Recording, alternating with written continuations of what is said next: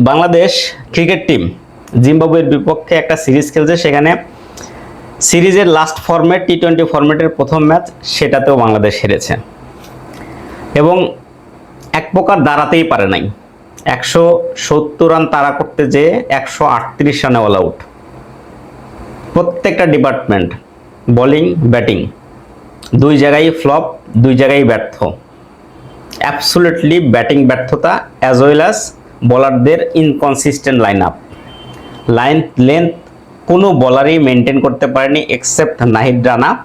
তাসকিনও মাঝে কিছুটা ভালো করেছেন, বিশেষ করে স্পিনার যারা রয়েছেন শেখ মাহাদি, নাসুম, কেউই প্রপার ওয়েতে বোলিং করতে পারে নাই।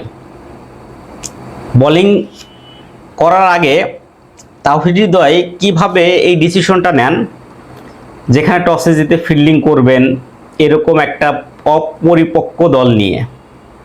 চেস টি-20 ক্রিকেটে অলওয়েজ ডিফিকাল্ট, যেখানে 5 এবং 6 নম্বরে যে ব্যাটসম্যান আমাদের রয়েছে ইয়াসির রাব্বি, নুরুল হাসান সোহান, তাদের টি-20 অ্যাবিলিটি ঘাটতি তো অবশ্যই রয়েছে। ইয়াসির রাব্বি দীর্ঘদিন পর কামব্যাক করেছেন এবং যে কোয়ালিটির ব্যাটিং লাইন আপ, এটা দিয়ে অন্ততপক্ষে ক্যালকুলেটিভ চেস করা সম্ভব না, কিন্তু এটা হয়তো কেউই এই আমলে নেয়নি।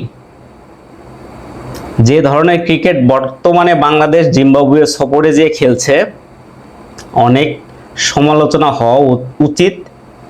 হয়তোবা ওয়ার্ল্ড কাপ চলাকালীন, ফুটবল ওয়ার্ল্ড কাপ চলাকালীন সময়ে এই সিরিজটা হওয়াতে ক্রিকেটাররা হয়তো বেঁচেই গেল।